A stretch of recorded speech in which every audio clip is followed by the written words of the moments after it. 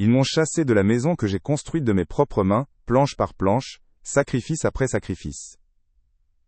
Écoutez mon histoire jusqu'à la fin, je vous en prie, et dites-moi ce que vous auriez fait à ma place. Dites-moi aussi de quelle ville vous m'écoutez, j'ai besoin de sentir que je ne parle pas seul dans cette chambre vide. L'excuse officielle, celle servie avec un regard fuyant, était de faire de la place pour mes beaux-parents, Bernard et Isabelle, après la terrible tragédie, qui a soi-disant ravagé leur entrepôt de textiles. Une tragédie qui, par un étrange miracle, les a laissés avec plusieurs millions d'euros en poche, grâce à une assurance généreuse. La véritable raison, celle qui flotte dans les silences gênés, c'est la honte. Ma femme Hélène et mes enfants, Marc et Sophie, ont désormais honte de moi, de mes mains calleuses de menuisier, de mes vêtements qui sentent le bois et le vernis, un rappel trop tangible d'un passé modeste qu'ils veulent effacer. Ce qu'ils ignorent, c'est que je connais la vérité sur cet incendie.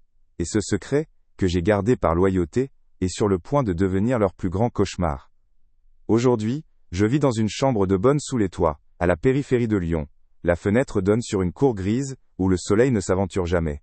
L'air sent le renfermé, et la poussière froide, une odeur que même l'arôme familier de mes outils, rangés avec soin dans leur caisse, n'arrive pas à chasser. Chaque soir je m'assieds sur ce lit trop étroit, le dos contre le mur décrépit, et je contemple le silence. Ce n'est pas une paix choisie, mais le vide assourdissant laissé par leur absence. Mes mains, autrefois si actives, reposent sur mes genoux, immobiles.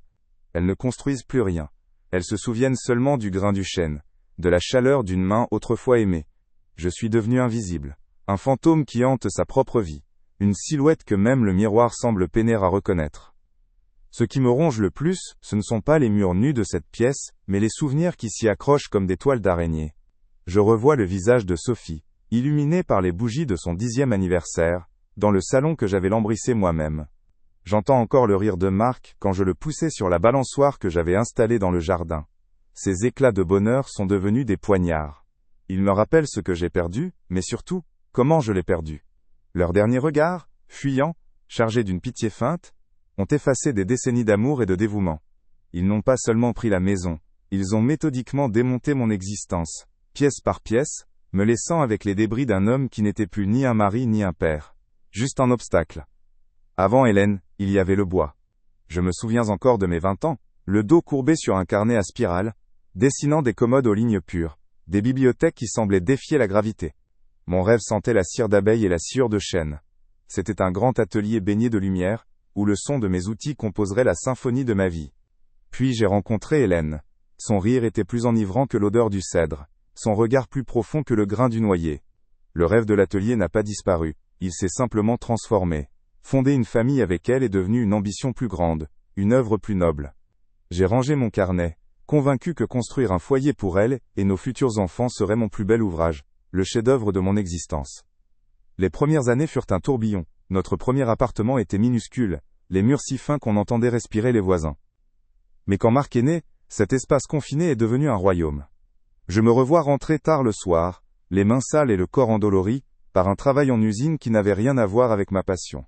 La paye était stable, c'est tout ce qui comptait. Le véritable salaire, c'était de pousser la porte, et de voir le visage d'Hélène s'illuminer. De prendre mon fils dans mes bras, et de sentir sa petite main s'agripper à mon doigt. Je mangeais souvent en dernier, m'assurant qu'ils avaient les meilleures parts. Ce n'était pas un sacrifice, c'était ma place, mon rôle. Je nourrissais mon monde. Et cela me suffisait amplement. Mon bonheur était le reflet du leur. Puis est venue l'idée folle de la maison. Pas une maison achetée, non, une maison bâtie. Bâtie par moi. Chaque week-end, chaque jour de congé, chaque soirée où la lumière du jour s'attardait, j'étais sur le terrain. Je plantais les fondations, je montais les murs, je posais la charpente. Mes mains, qui rêvaient de caresser le bois précieux, apprenaient la rugosité du parpaing, la froideur du ciment. Mais chaque clou que j'enfonçais, chaque planche que je sciais, était une lettre d'amour. Hélène venait avec les enfants, ils jouaient dans ce qui serait un jour leur jardin, leur salon. Elle m'apportait un thermos de café, son regard plein d'admiration. Cette maison n'était pas un simple assemblage de matériaux, c'était la promesse tangible d'une vie entière, le sanctuaire que j'érigeais pour les protéger de tout. Les enfants grandissaient, et avec eux, leurs besoins. Les études de Marc dans une bonne école, les cours de piano de Sophie, les vacances au ski dont ils parlaient avec leurs amis. Mon carnet de croquis dormait au fond d'un tiroir, sous une pile de factures. Le grand atelier était devenu une chimère, un souvenir de jeunesse. Pour joindre les deux bouts, j'ai accepté des chantiers plus loin. Des heures supplémentaires qui me volaient mes nuits. Je ne me suis jamais plaint. Leur offrir un avenir que je n'avais pas eu était ma plus grande fierté. Je me souviens d'avoir acheté à Sophie sa première guitare, un modèle bien au-dessus de nos moyens. Pendant un mois, j'ai prétendu ne pas avoir faim au dîner, me contentant de pain et de soupe au travail, pour que personne ne remarque le trou dans le budget. Lentement, sans que je m'en aperçoive, un fossé s'est creusé. J'étais le pilier, le socle solide sur lequel reposait la famille. Mais un pilier ne participe pas à la vie qui se déroule au-dessus de lui. Il soutient, en silence. Leur conversation tournait autour d'un monde qui m'était devenu étranger, peuplé de noms que je ne connaissais pas, de projets auxquels je ne pouvais prendre part. J'étais le pourvoyeur, l'homme de la situation en cas de problème, mais j'avais cessé d'être le confident. Le dimanche, je mettais un point d'honneur à préparer leurs plats préférés, espérant retrouver autour de la table une bribe de notre ancienne complicité. Mais leurs regards étaient souvent happés par leurs écrans, leurs esprits déjà ailleurs. J'étais la fondation. Essentielle mais invisible. Je m'accroche souvent au souvenir d'un après-midi d'été, bien des années en arrière. La maison n'était pas encore terminée, le jardin était une étendue de terre battue. Nous avions pique-niqué sur une vieille couverture, avec du pain, du fromage, et une bouteille de vin bon marché. Marc et Sophie couraient partout, leur rire se mêlant au chant des cigales. Hélène avait posé sa tête sur mon épaule, sa main dans la mienne, et m'avait murmuré que j'étais tout pour elle, que grâce à moi, tout était possible. Ce moment semblait éternel, la quintessence de tout ce pour quoi je travaillais. Aujourd'hui, je comprends que ce n'est pas la dureté du labeur qui me ronge. C'est la facilité avec laquelle ils ont effacé la signification de chaque goutte de sueur, de chaque promesse silencieuse. L'incendie de l'entrepôt n'a pas seulement consumé du textile, il a brûlé les ponts qui me reliaient à eux. Au début, ce n'était que des détails, des dissonances légères dans la mélodie familiale. Mes appels à Hélène restaient sans réponse, renvoyés vers une messagerie vocale de plus en plus impersonnelle. Désolé, j'étais en réunion avec maman pour la nouvelle décoration, disait-elle plus tard, sa voix pressée, lointaine. Marc et Sophie, autrefois si prompts à partager leur journée, ne me répondaient plus que par des messages laconiques, des pouces levés virtuels, qui criaient leur indifférence. Je tentais de maintenir le lien, leur parlant de mes chantiers, de la beauté d'un morceau de noyer que j'avais travaillé. Le silence à l'autre bout du fil était une réponse en soi. J'étais devenu une conversation facultative, une notification qu'on pouvait ignorer sans conséquence. Puis, l'ignorance s'est muée en un rejet plus subtil, mais infiniment plus cruel. Les regards froids d'Hélène quand je rentrais, mes vêtements imprégnés de l'odeur honnête du bois, se posaient sur moi comme un jugement. J'étais le tableau d'un passé qu'elle voulait décrocher du mur. Les décisions importantes se prenaient désormais sans moi. J'ai appris par hasard, en entendant une conversation étouffée entre elle et sa mère, qu'il prévoyait de vendre la vieille voiture que j'entretenais avec tant de soin pour acheter un SUV allemand. Personne ne m'a consulté. Lors des dîners, auxquels Bernard et Isabelle étaient maintenant des invités permanents, on ne m'adressait la parole que pour me demander de passer le sel. Leur rire, leur projet de voyage à Dubaï ou aux Maldives, créaient une bulle de verre autour d'eux, une bulle dans laquelle je n'avais pas ma place. L'humiliation a atteint son paroxysme le jour de notre 30e anniversaire de mariage. J'avais passé la matinée à préparer son plat préféré, un osso bucco qui avait mijoté pendant des heures, remplissant la maison d'un parfum de souvenirs. J'avais même acheté un petit bouquet de ses fleurs favorites. Quand Hélène est rentrée, accompagnée de ses parents et des enfants, ils riaient aux éclats. Ils ne m'ont pas vu, ou ont choisi de ne pas me voir. Ils se sont dirigés directement vers le salon, où une bouteille de champagne hors de prix les attendait déjà. J'ai entendu Bernard porter un toast, au nouveau départ. Je suis resté dans la cuisine, mon bouquet à la main, le plat refroidissant sur le comptoir. La porte du salon, que j'avais posée moi-même, a été doucement refermée, me laissant seul avec le silence et l'odeur d'un amour révolu. Ce qu'ils ignorent, ce qu'ils n'ont jamais pu imaginer, c'est que leur fortune repose sur un secret que je détiens depuis 2 ans. Un secret gardé non par peur, mais par une loyauté qui m'a coûté mon foyer. Quelques semaines avant ce fameux accident, Bernard, mon beau-père, m'avait demandé de l'aider pour quelques bricolages dans son entrepôt. Mon œil de menuisier, habitué aux détails, a tout de suite décelé des anomalies troublantes. Une odeur chimique, celle d'un solvant puissant, flottait près des balles de coton, là où elle n'avait rien à faire. Puis, en inspectant une prise défectueuse, j'ai découvert que le système électrique avait été dangereusement manipulé. J'ai même démonté un interrupteur, une pièce modifiée de manière artisanale, et l'ai glissé dans ma poche pour le lui montrer plus tard, pour le mettre en garde. Après l'incendie et l'argent de l'assurance, j'ai compris. J'ai tout compris. Pendant 2 ans, Cette pièce de plastique est restée cachée au fond de ma caisse à outils, enveloppée dans un chiffon doux, comme une relique maudite. Elle reposait là, parmi les ciseaux à bois et les rabots, qui ont servi à bâtir une vie honnête, la nôtre. Cet interrupteur était le témoin silencieux de leur tromperie, un mensonge que j'ai protégé pour préserver l'image de leur grand-père aux yeux de mes enfants, pour ne pas briser le cœur d'Hélène. Chaque fois qu'ils affichaient leur nouvelle richesse, chaque fois que leur mépris à mon égard grandissait, le poids de ce petit objet semblait s'alourdir.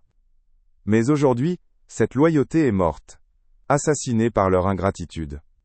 Le secret n'est plus un fardeau que je porte pour eux, il est devenu la seule chose de valeur qu'il me reste. La douleur, je m'y attendais. Ce que je n'avais pas anticipé, c'était sa clarté. Elle n'a pas crié, elle n'a pas brûlé. Elle a simplement éteint le bruit dans ma tête, laissant une lucidité glaciale. Le lendemain de cette prise de conscience, je n'ai pas appelé un avocat pour tout faire éclater. Mon premier appel fut pour un jeune homme, un ancien apprenti que j'avais formé des années auparavant, un garçon passionné dont les yeux brillaient devant un beau morceau de chêne. Je lui ai légué ma caisse à outils, l'héritage de ma vie, lui disant qu'il méritait des mains qui construiraient encore des rêves. Puis, je suis allé chez un notaire. Sans un mot de haine, j'ai révoqué mon testament. Ma part de la maison, ce sanctuaire bâti de mes mains, n'irait ni à Hélène, ni à mes enfants. Elle reviendrait à une fondation aidant les jeunes artisans sans ressources. Ce n'était pas une vengeance, mais une redirection. Mon sacrifice devait honorer le mérite, pas l'ingratitude. J'ai ensuite vendu ce qui me restait de tangible. La vieille voiture que j'entretenais avec amour. Quelques meubles que j'avais fabriqués pour notre premier appartement. Pas pour une fortune. Juste assez pour acheter un nouveau départ. J'ai préparé un unique sac, laissant derrière moi les fantômes et le poids des souvenirs trahis. Je n'ai laissé aucune lettre, aucun message. Mon silence serait ma seule réponse, mon absence, leur véritable héritage. À la gare de Perrache, j'ai pris un billet pour la première ville côtière affichée, un nom que je connaissais à peine. En quittant ma chambre, j'ai laissé sur la table une enveloppe contenant plusieurs mois de loyer d'avance pour la propriétaire, une femme seule qui m'avait toujours salué avec un sourire sincère. Ce n'était pas une fuite. C'était l'acte d'un homme qui, ayant tout perdu, reprenait enfin le contrôle de la seule chose qui lui appartenait encore. Son histoire. Le premier signe de leur panique fut une vibration sur la petite table en formica. Mon téléphone, silencieux depuis des semaines, s'est animé. C'était Hélène. Sa voix, autrefois tranchante de mépris, était devenue mielleuse, presque suppliante. Elle disait que la maison était vide sans moi, que mes outils lui manquaient, que les enfants demandaient après moi. Le lendemain, Marc et Sophie ont débarqué dans ma modeste chambre, sans prévenir. Leurs bras étaient chargés de paniers gourmands remplis de choses que je n'aimais pas. Du champagne, du foie gras, des chocolats hors de prix. Ils parlaient vite, leurs mots se bousculant. Ils voulaient arranger les choses, me promettant même de construire dans le jardin ce fameux atelier que j'avais sacrifié pour eux. Chaque parole, chaque sourire forcé, chaque cadeau était un calcul évident, une tentative grossière de racheter le silence que je n'avais pas encore vendu. Je les ai écoutés sans les interrompre, mon calme semblant les déstabiliser plus que n'importe quel cri. Je les regardais, mais je ne voyais plus ma famille.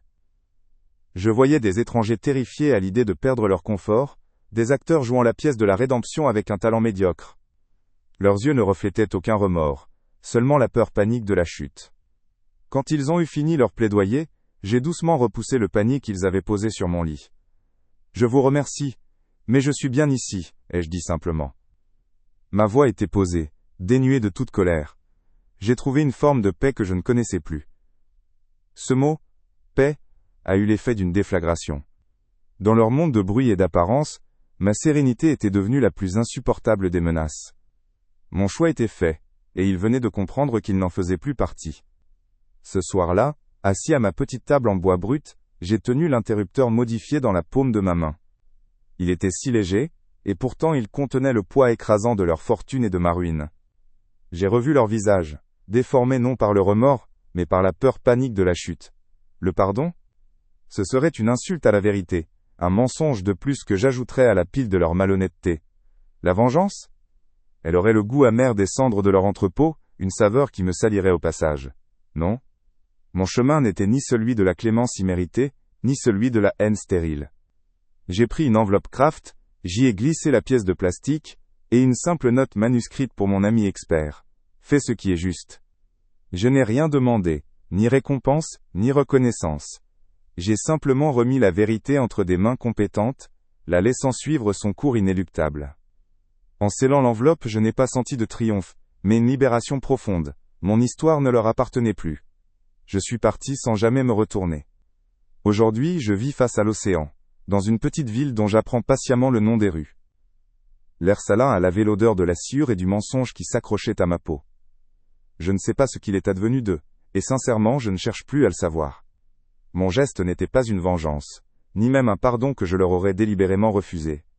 C'était simplement un retour à l'équilibre, la remise en ordre d'une histoire qu'ils avaient tordue jusqu'à la rendre méconnaissable. J'ai seulement posé la vérité sur la table, la laissant suivre son cours inévitable.